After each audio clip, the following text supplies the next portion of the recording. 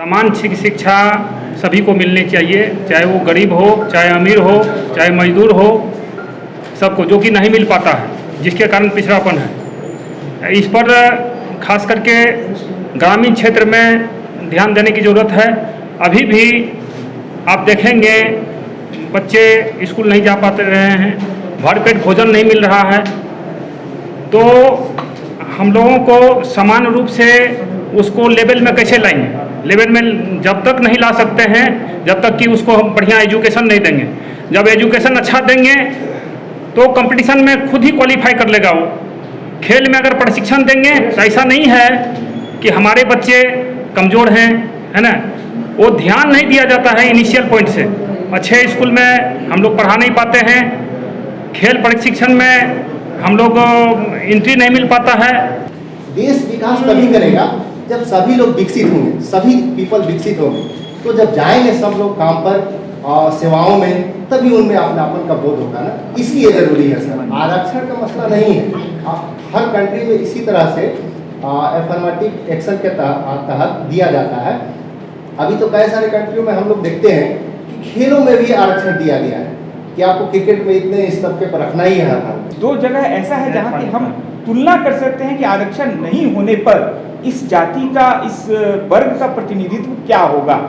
अगर इसको हम देखते हैं तो प्रतिनिधित्व काफ़ी कम है, जिससे ये समाज बिल्कुल ही पिछड़ जाएगा और संविधान की मूल भावना के ये विरुद्ध होगा।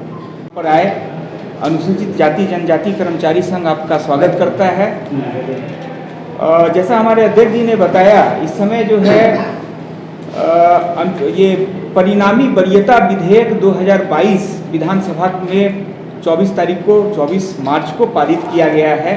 इसके संबंध में अनेक प्रकार की भ्रांति समाज में फैली हुई है। उसको, उसके संवैधानिक पक्ष और लीगल पक्ष को रखने के लिए हम लोगों ने ये प्रेस कॉन्फ्रेंस बुलाया है, ताकि आरक्षण के मामले में संविधान का अभी क्या स्थिति है, सुप्रीम कोर्ट क्या कहता है और इसका क्या फायदा होगा, इसके बारे में हमें बताने का के लिए आज हम लोगों ने प्रेस कॉन्फ्रेंस रखा है। आरक्षण के जो संविधान के द्वारा आरक्षण दिया गया, उसमें एक बड़ा मोड़ आया 16/11/1992 को, जब इंदिरा सहने ने अनुसूचित जाति और अनुसूचित जनजाति के सरकारी सेवकों को प्रोन्नति में दी जा रही आरक्षण को असंवैधानिक करार किया था। इसके उपरांत इस समाज के पिछड़ेपन को देखते हुए भारत सरकार के द्वारा 77वां संविधान संशोधन विधेयक पारित किया गया, और जिससे इसको अनुसूची 9 में लेकर के प्रोन्नति में आरक्षण को संवैधानिक बनाया गया।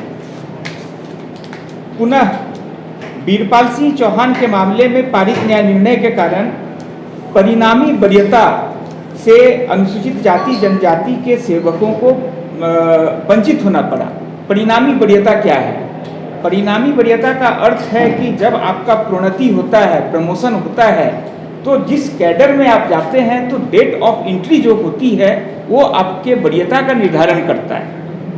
परंतु वीरपाल सिंह के मामले में उनका कहना था कि अगर आप आरक्षण से प्रोन्नत हुए हैं तो अगर आपके बाद सामान्य जाति के या अन्य कोई भी लोग प्रोन्नत होंगे तो जिस समय अपॉइंटमेंट हुआ उस समय का जो भी वरीयता है वो हासिल कर लेंगे और वही वरीयता रहेगी।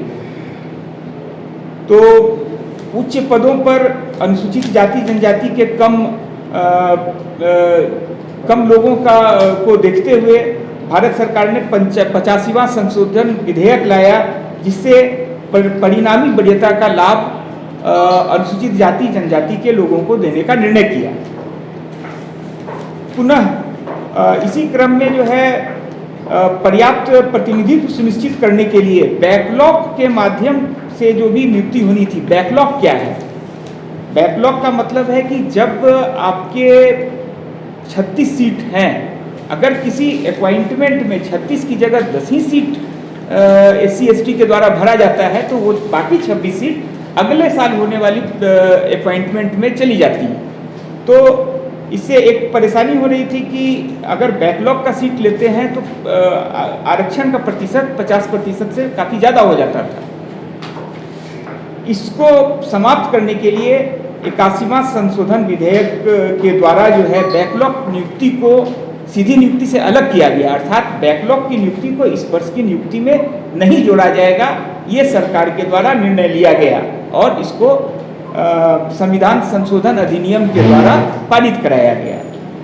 पुनः एस विनोद कुमार एवं अन्य बनाम यूनियन ऑफ इंडिया के मामले में 1/10/96 को माननीय सर्वोच्च न्यायालय द्वारा पारित आदेश में अनुसूचित जाति एवं अनुसूचित जनजाति के कर्मचारियों के प्रोन्नति के मामले में क्वालिफाइंग मार्क्स तथा स्टैंडर्ड ऑफ इवैल्यूएशन में छूट को संविधान के धारा 335 के अंतर्गत अस्वीकृत किया गया। मतलब कि अब इसके बिना आप क्वालिफाइंग मार्क्स को कम नहीं कर सकते हैं और स्टैंडर्ड जो इवैल्यूएशन का है उसको कम नहीं कर सकते हैं, जिससे इन लोगों की नियुक्ति काफ़ी कम हो गई। प्रोन्नति में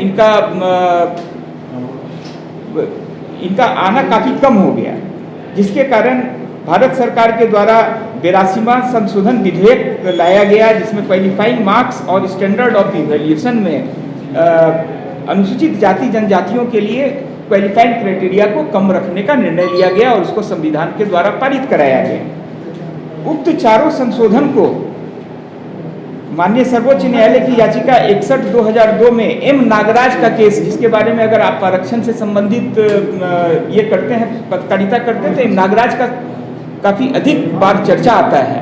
ये एक काफ़ी बड़ा जजमेंट है और इस जजमेंट में इन चारों संविधान संशोधन विधेयक को चैलेंज किया गया।